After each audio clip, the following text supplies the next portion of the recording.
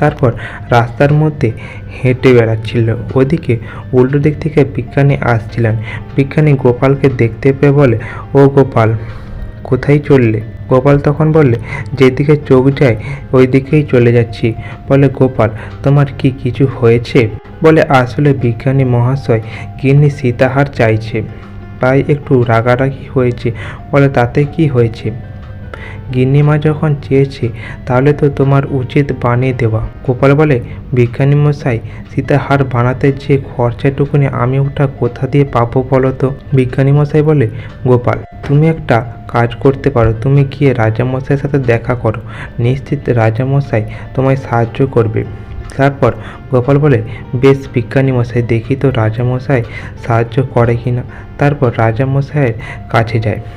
যখন দেখে বাগানের মধ্যে রাজামশাই মন্ত্রী দেওয়া কাগজপত্রগুলো সব সই করছিল, তারপর গোপালকে বলে, রাজামশাই, আপনাকে একটা কথা বলার ছিল। রাজামশাই বলে, বলো। গোপাল, হঠাৎ করে তুমি এখানে এলে, আর কি বলতে চাইছো বলো। গোপাল বলে, রাজামশাই, আমার গিন্নি না খুব বায়না করছে সীতাহার নেবে বলে।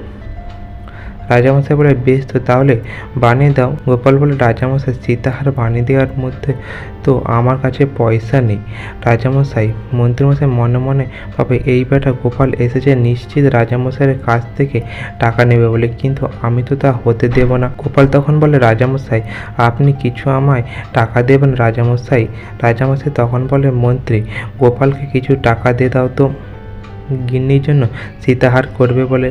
মন্ত্রী বলে, না না রাজামশাই, কোষাগার এখন শূন্য রাজামশাই, এমন কিছু এখন হবে না। রাজামশাই বলে, গোপাল, তুমি এখন না হলে এসো, আমি না হলে পরে চিন্তা করব। গোপাল বেচারা ওখান থেকে ফিরে চলে যায়। তারপর গোপাল ওখান থেকে ফিরে এসে রাস্তার মধ্যে ভাবতে থাকে যে, বেটা মন্ত্রীর জন্য তো রাজামশাই টাকাটা দিল না, কিন্তু কি করি, স্যাকরা এখন কত টাকা নেবে, এখন দেখি কে অন্য। তা অমনি স্যাকরার দোকানে যেতে স্যাকরা বলে, কি গোপালদা, হঠাৎ এখানে যে? গোপাল বলে, আসলে ভাবছিলাম গিন্নির জন্য একটা সীতাহার বানাবো, তো তাই বলো তো একটা সীতাহার কত দাম পড়বে? বলে, গোপাল দাদা, একটা সীতাহার বানাতে 500 টাকার মতো পড়বে। গোপাল বলে, 500 টাকা? তোর সোনার মধ্যে তো অর্ধেক তো তোরা খাদ মেশাস।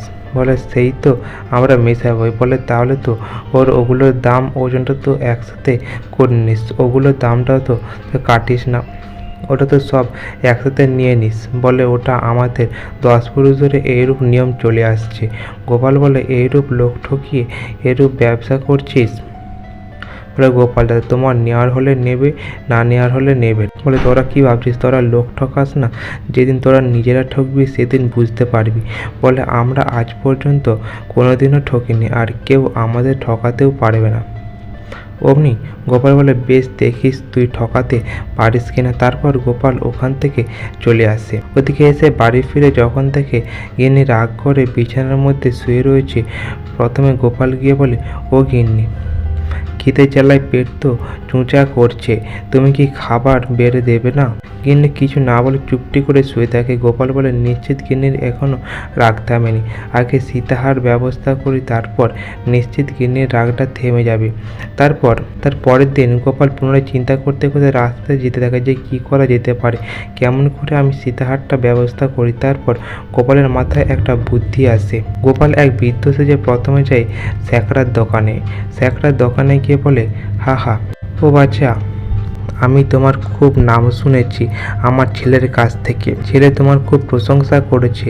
তুমি তখন বলে, কে বলুন তো, আমি তো আপনাকে চিনতে পারছি না। বলে, বাছা, তুমি আমায় চিনতে পারবে না, আমি ভোলা ময়রা বাবা। বলে, ও খুব ভালো কথা, আপনার পায়ের তলা আমাদের দোকানে পড়েছে, এ তো আমার সৌভাগ্যের কথা।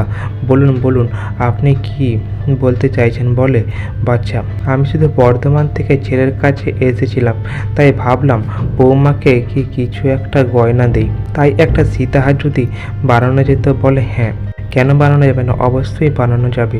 তাহলে বাছা তুমি বানিয়ে ওটা রাখো, কালকে আমি ওটা এসে নিয়ে যাব, কেমন?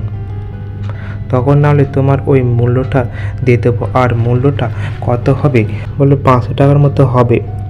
বলে, বাছা, কালকে না মেয়ে যাব। কেন? বলে, ওখান থেকে চলে